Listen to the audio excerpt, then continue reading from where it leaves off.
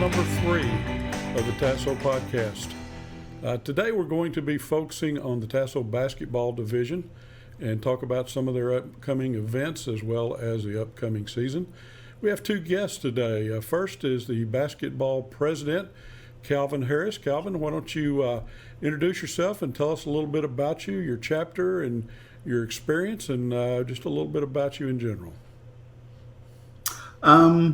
Great. My name is Calvin Harris, of course, as Mike said, and I am the TASO basketball division president as well as the Katie Rice Belt president.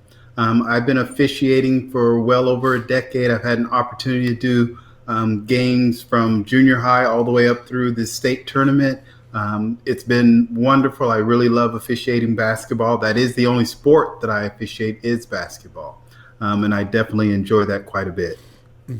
Thank you, Calvin. Also joining us today is the TASO basketball president-elect, John Patterson, more affectionately known as JP.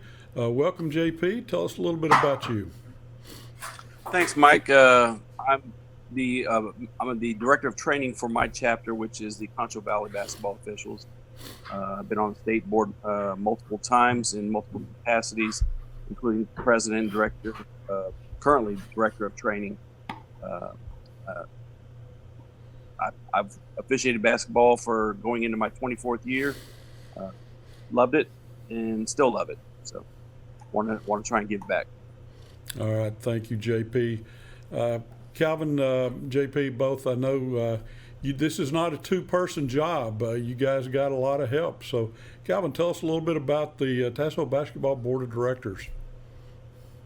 I have a great group of officials that represent the chapters that are around the state, as well as officers that support everything that we do.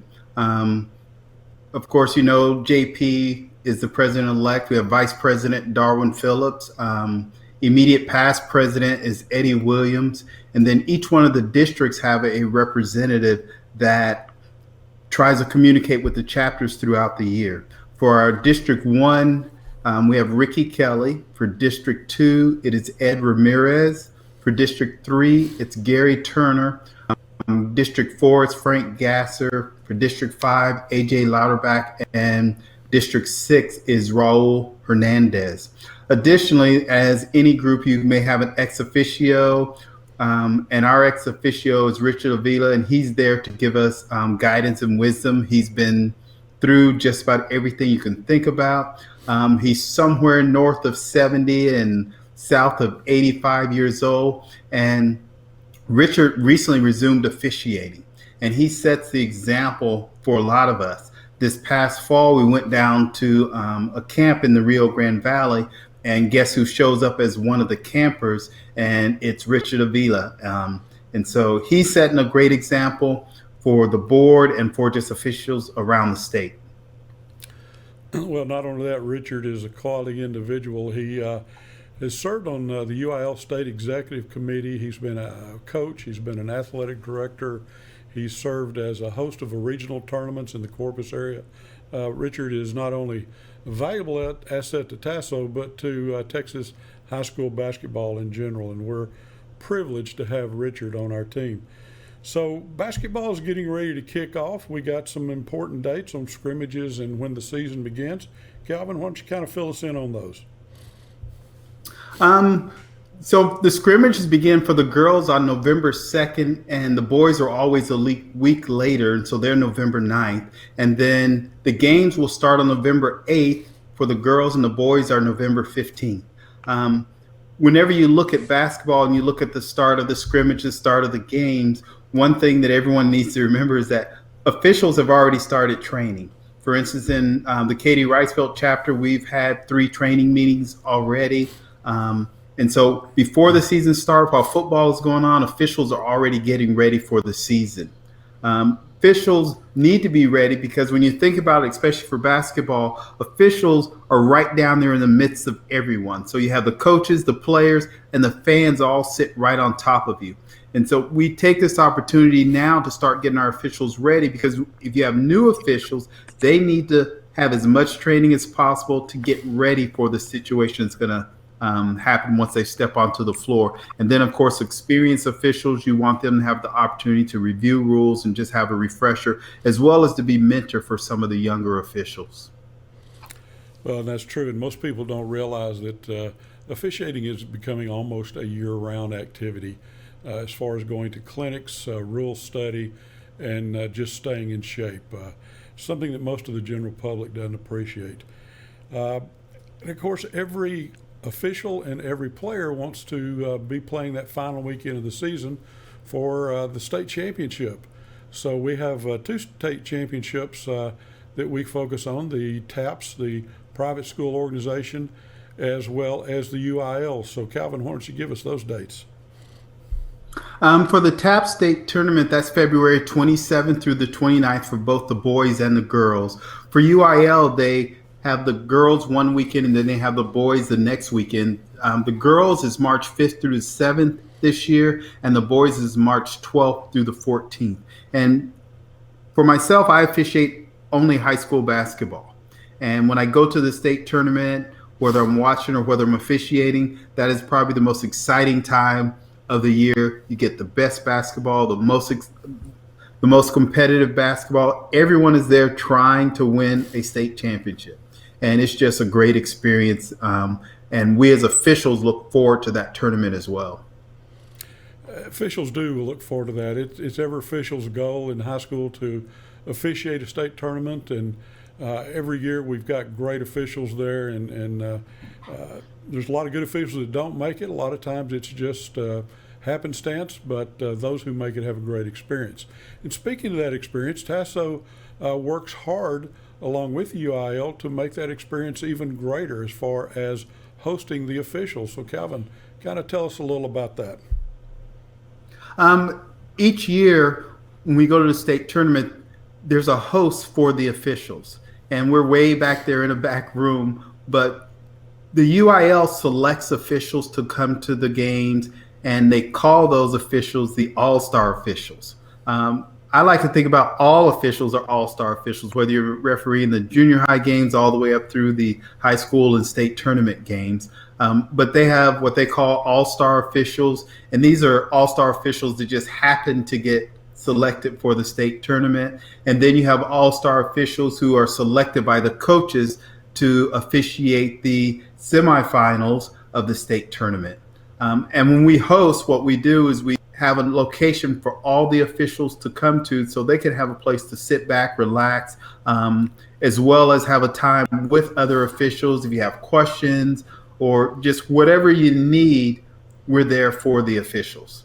And we've had an opportunity to do this for about 3 years now, I believe it is. And it's just been a great experience where all the officials have an opportunity to get together and enjoy the game together as well. And it is a great opportunity for officials from all over the state to sit around and have a meal and have some soft drinks and just catch up and make new friends.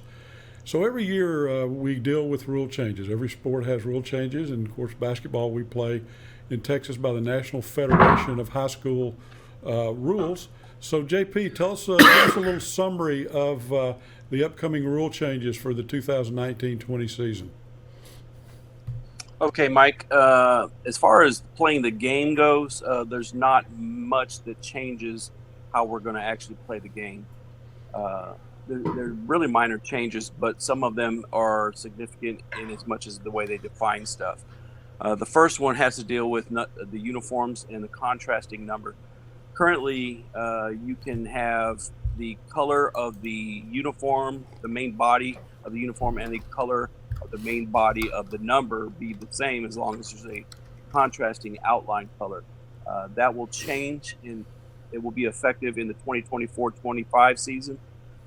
Now that number, the color of the number, it has to be a contrasting number contrasting color from the main body of the jersey.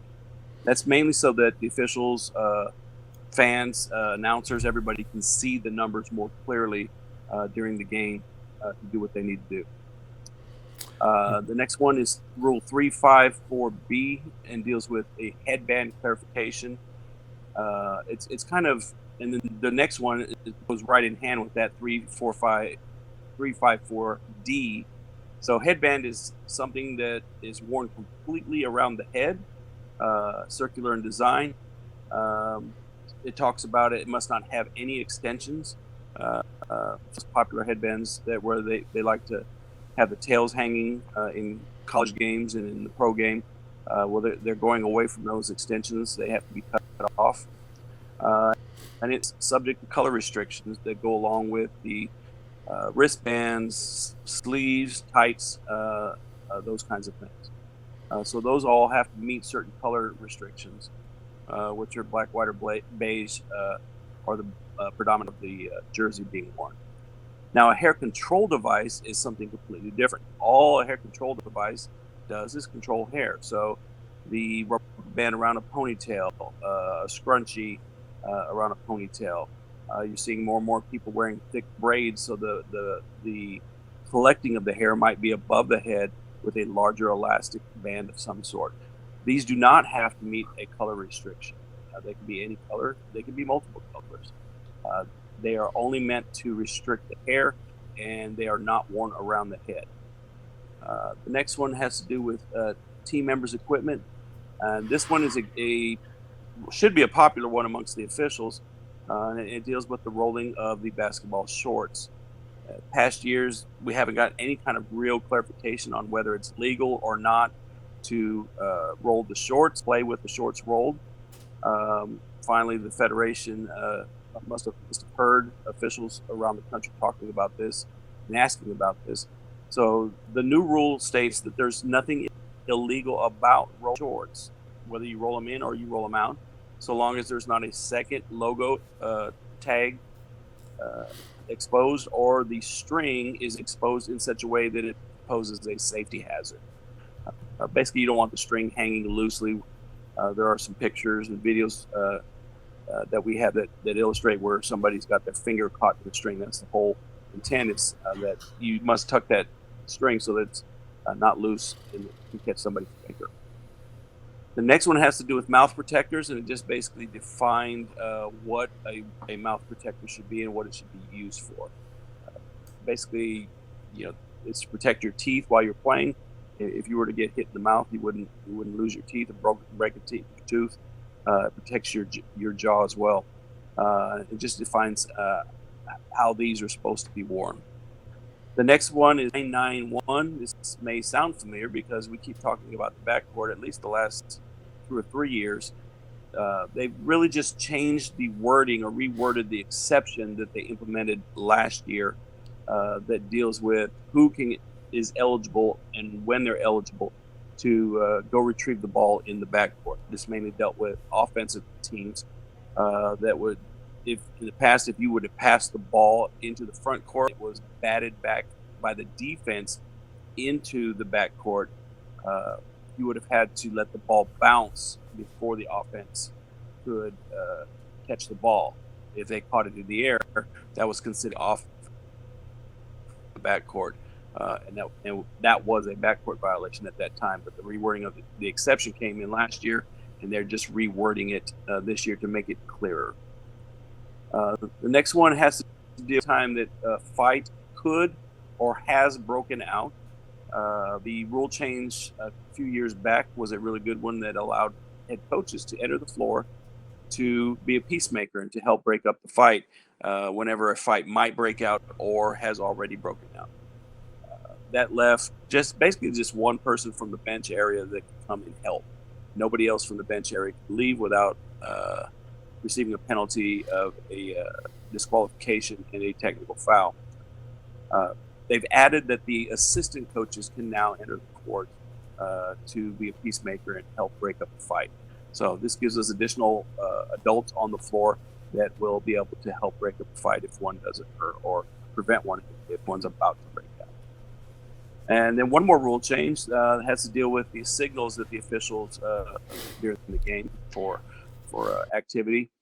In the past, for a held ball, or some people call it a jump ball, but a held ball, where two players have grabbed the ball from opposite teams, and neither one is able to pull the ball from the other. So we used to just go with the held ball signal, and that was considered a stop clock signal. Now they've added the stop clock signal with the hand raised high, open hand over your head, and go to the held ball signal with two thumbs pointing up. This is just to make sure that we're stopping the clock using the stop clock signal and using the held ball signal to clarify what just occurred and what we're going to be doing from that point forward. That's it for the rule changes. Okay, any major points of emphasis that are new this year? Yes, we have a few. Usually there's 4 or 5 each year. So we talked about in the rule changes, we talked about the headbands and hair control devices and the differences between the two. So that's our first point of emphasis. They basically want officials to have a clear understanding of what a headband is and what a hair control device is, so that we don't restrict colors on something that doesn't have a color restriction, or not enforce the color restriction on something that does. The next one is medical bracelets. Excuse me. It says it's the coach's role to know whether the rules, what the rules allow and what the restrictions are. Basically, if you have a medical alert bracelet, or you have something that's a medical alert identifier, it can be worn during a basketball game.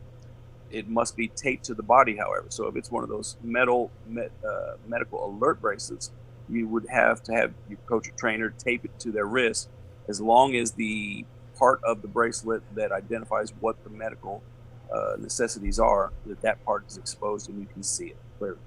In case something happens, paramedics arrive, they can identify that really quickly.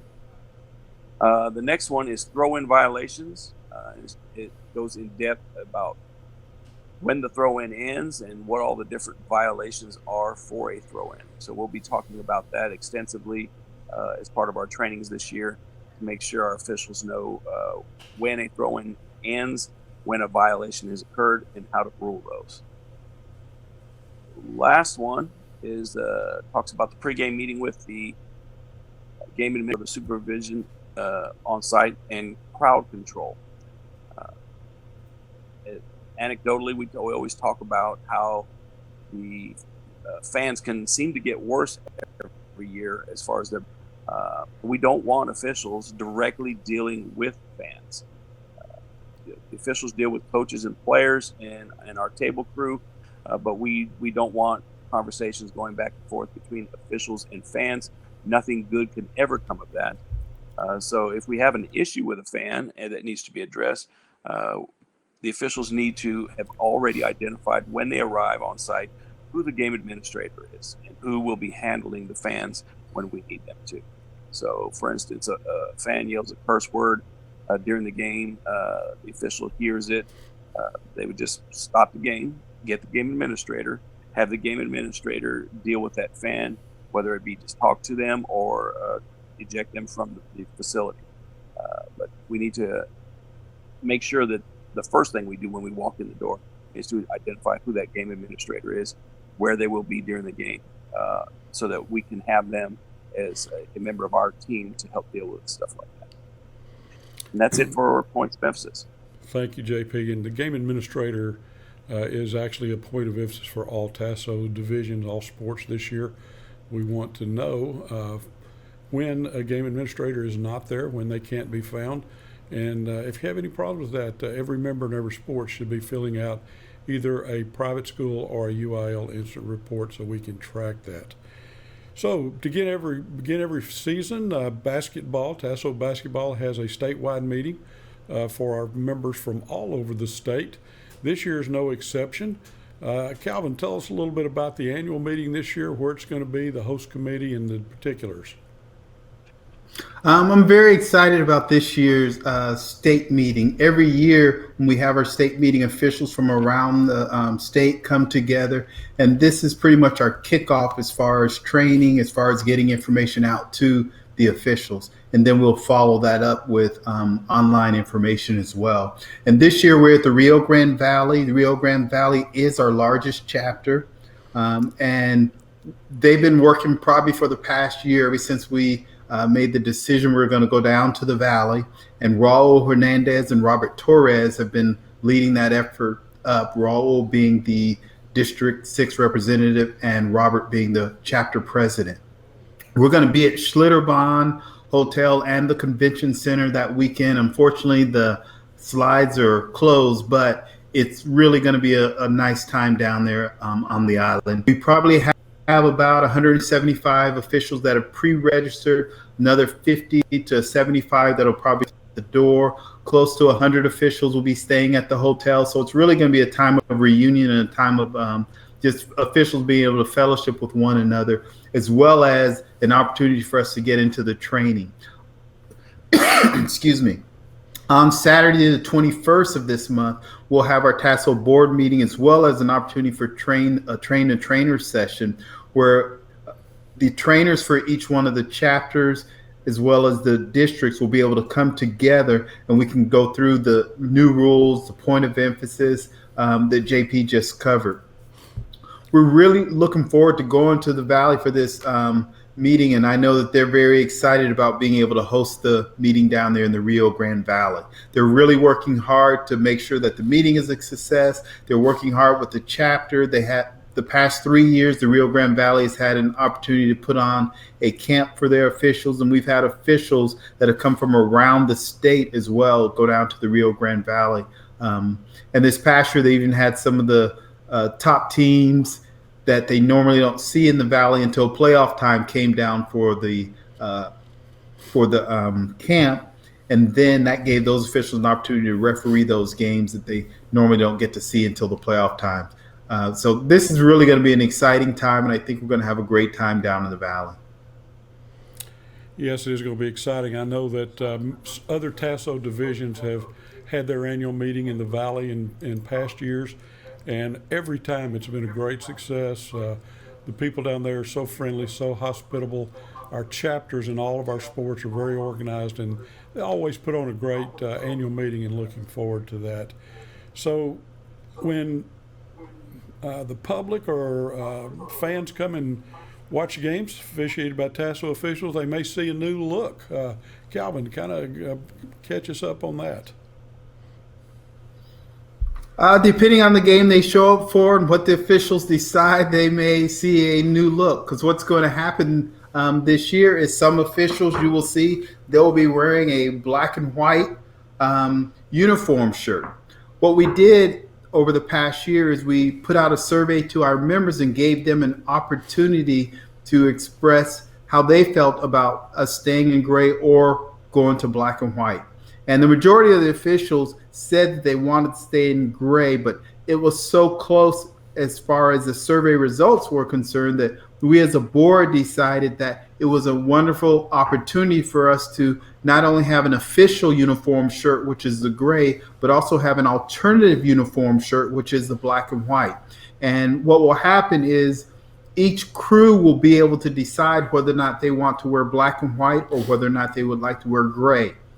All officials are required to take the official uniform shirt to their games so they're prepared to wear that shirt, because as officiating goes, especially when you're dealing with high school basketball games and schedules and people getting off of work, you can always end up with a last minute change. So we want to make sure that our officials are always prepared for a last minute change and that everyone has their official uniform shirt with them. But those black and white shirts, I'm pretty sure at least half of the officials will most likely buy a black and white shirt. I think our officials are really looking forward to having an opportunity to make that change when the crew decides that they would like to wear black and white on any particular game night. All right, thank you. And you touched on something that I think is important, is major decisions such as changing uniform shirt, which obviously has a financial impact on our members. The boards never, any of the TASO sports, never make those decisions lightly. Calvin mentioned the survey. We did an extensive survey on that. Anytime we have a situation like this, we will survey the members and ultimately do what they think is best for them. Now, not every official can make it down to the valley, so we accommodate those by the combination of regional clinics and the online clinics. So, JP, give us a brief update on where the regional clinics will be. Okay, Mike, sure thing. Well, first we have the annual meeting, which is considered a clinic, coming up on the 21st and 22nd. After that, we will have a regional clinic, District 4 regional clinic on September 29th. San Angelo, my chapter, will be hosting a regional clinic on October 23rd. And then the District 2 regional clinic will be on November 2nd. And then the District 1 Mid-Tex regional clinic will be on November 3rd. All of these dates, times, and infos are located on the TASO webpage. You just pull down under sports, pull down basketball, and then off to the right, you'll see the basketball clinics and events. And you can click on those links and register and find out the details on each one of those. The online clinic, we are working to have that up about a week after the state tournament, or the state meeting, I'm sorry. So we're looking at just the end of September having that up and running for all of our members. JP, very briefly go over the eligibility requirements so our basketball members know what's expected of them before they can start officiating. Sure thing. So we talked about that clinic. I'll add that here in a second. But first, for any renewing or new member, you have to complete the online application process at the TASO.org webpage. You must also pass the criminal history report. For newer members, that's going to take longer. For returning members, that should be fairly quickly. Complete the UIL OCP. Mike, could you remind me what OCP stands for? Officials compliance, and it's part of the renewal process. That's right. I knew the compliance was in there, but I couldn't remember what the P was. So, and then you must also be a member of a TASO basketball local chapter, and whatever their requirements are. And then lastly, submit all necessary documents if you're required to submit any documents with your application. Now, after you become a TASO member and a local chapter member, then we'll talk about game eligibility. So to work a sub-varsity game, you must be an active member, must have taken and passed the rules exam and mechanics exam. And for sub-varsity, you have to pass the 2-person mechanics exam. Rules exam is 50 questions. Mechanics exam is 25 questions. You need a minimum score of 70 before they're assigned their first sub-varsity game.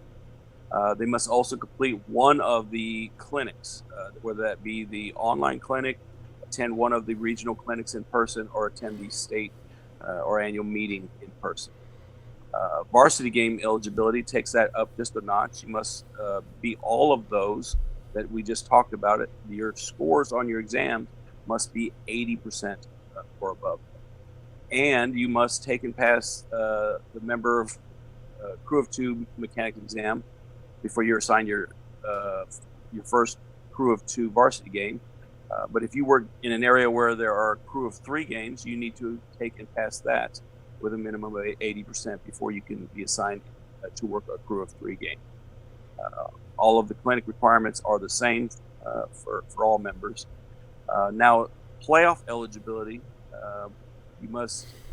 we up the game a little bit more. The rules exam requirements are now 92%. That may seem like an odd number, but the reason it's 92% is because of the number of questions for the mechanics exam. If we allowed one more question miss, it would put us down into the 80s, and our cutoff we wanted to be 90, so we just made it 92 across the board. You must take and pass the crew of 2 and crew of 3 mechanics exams, because in the playoffs you're very well going to work both at some point, and the score for those exams is 92%. Then the clinic requirement, of course, and then for state and regional tournament eligibility, you must read all the requirements we just talked about for playoffs, You must be submitted by your chapter to TASO and the UIL to be eligible for those games. All right. Well, thank you. I believe that's it. Calvin and JP, I want to thank you guys for joining us today. Basketball's coming up. It's always an exciting time. We're looking forward to that. Again, thank you for joining us, and we'll be back soon with another episode of Officially Speaking.